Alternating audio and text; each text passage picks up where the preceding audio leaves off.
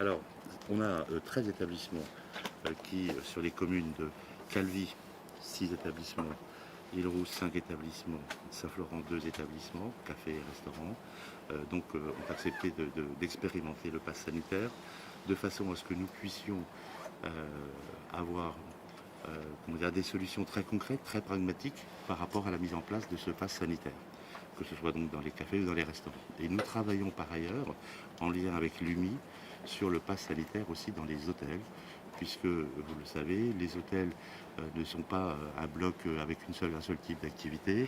On a des hôtels dans lesquels on a des personnes, notamment sur la plaine orientale, en inclusive, mais le même hôtel peut aussi avoir des chambres en demi-pension ou des chambres de style résidence privée, avec des clientèles différentes qui vont bouger ou ne pas bouger dans la journée. Et par ailleurs, on a dans ces établissements d'autres types d'activités, parfois la piscine, éventuellement des discothèques, des choses comme ça. Donc c'est l'ensemble de ces sujets que nous regardons actuellement avec l'UMI. Ça veut dire que c'est avec ces établissements qui vont faire ces tests, vous avez déjà balisé la façon de mettre en place ces contrôles du pass sanitaire? Alors on a travaillé déjà sur les principaux sujets qui risquent de se poser, qui vont se poser. Typiquement, à quel moment faut-il contrôler la présence du pass sanitaire? Est-ce que c'est quand une personne s'assied ou est-ce que quand une personne prend une commande? On est sur l'option quand une personne prend une commande, ce qui permet effectivement de ne pas avoir à surveiller en permanence les allées et venues sur des terrasses de café qui bougent en fait toute la journée.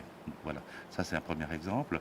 Ce que nous allons aussi regarder, c'est comment se passe cette application de façon concrète lorsque sur une tablée par exemple de 4 personnes, 2 personnes ont leur passe sanitaire, 2 personnes ne l'ont pas. A priori, si les personnes n'ont pas de passe sanitaire, on ne prend pas la commande. Après, on va regarder comment concrètement les serveurs, les établissements arrivent à gérer ce type de situation. Il y a un premier débrief qui aura lieu dans l'après-midi, qui sera animé par le sous-préfet de Calvi avec les professionnels.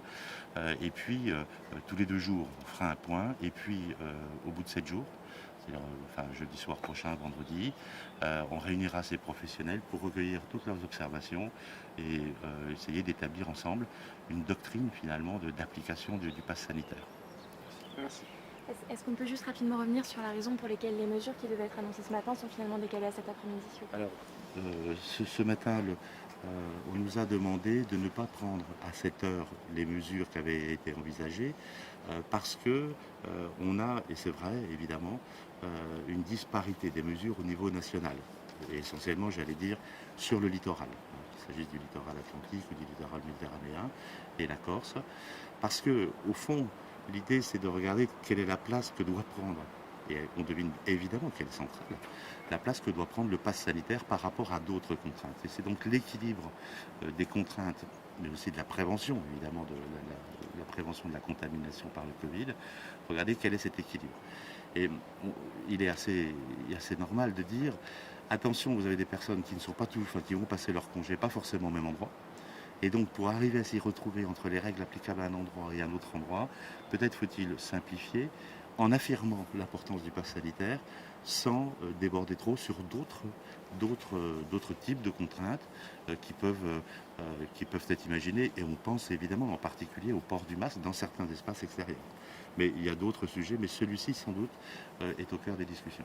Mais là, du coup, pour bien être clair, le dispositif a déjà été mis en place. On attend juste finalement de le valider avec les mesures qui ont été prises à l'échelle nationale. Ouais. On a un dispositif qui a été mis en place dans la communauté de communes d'Île-Rousse-Balagne, Calvi-Balagne et la commune de Saint-Florent. On a un taux d'incidence qui, dans l'ensemble du département, est supérieur à 500 maintenant. Donc l'idée, c'était de voir, et la volonté, c'est de regarder dans quelle mesure peut-on étendre tout ou partie des mesures prises en Balagne à l'ensemble du département. Dans cet équilibre-là, il nous est demandé d'attendre un tout petit peu, quelques heures, pour qu'une coordination de ces mesures au plan national puisse être réalisée.